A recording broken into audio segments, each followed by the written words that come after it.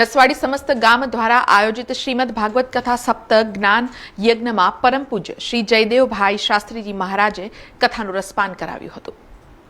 નસવાડીમાં શ્રીમદ ભાગવત કથા સપ્તાહ જ્ઞાન યજ્ઞ તારીખ 18 ફેબ્રુઆરીથી 24 ફેબ્રુઆરી સુધી રામનાથ મહાદેવ મંદિર ખાતે આધ્યાત્મિક શ્રીમદ ભાગવત સપ્તાહ ચાલી રહી છે, જ્યાં તિલકવાડાના પ્રખ્યાત કથાકાર પૂજ્ય જયદેવભાઈ શાસ્ત્રીજી પોતાના મધુર કંઠે કથાનું રસપાન કરાવી રહ્યા છે, જ્યાં ભાવિક ભક્તજનો દરરોજ બપોરે 3 થી સાંજે 36 વાગ્યા દરમિયાન શ્રીમદ ભાગવત કથા શ્રવણનો લાભ લઈ શકશે। આ ધાર્મિક પ્રસંગે નસવાડી નગરજનો અને બહેનો મોટી સંખ્યામાં હાજર રહ્યા હતા।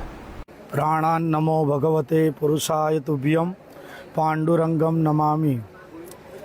પવિત્ર શહેર એવું નસવાડીની અંદર શ્રીમદ ભાગવત જ્ઞાન યજ્ઞનું આયોજન કરવામાં આવ્યું છે।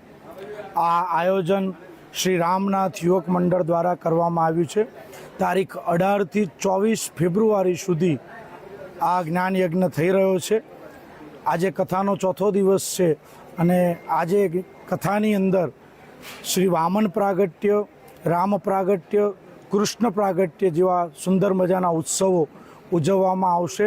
નસવાડી નગરના સૌ શ્રોતાજનો મોટી સંખ્યાની અંદર આ કથાનો લાભ લઈ રહ્યા છે, એનો આનંદ છે।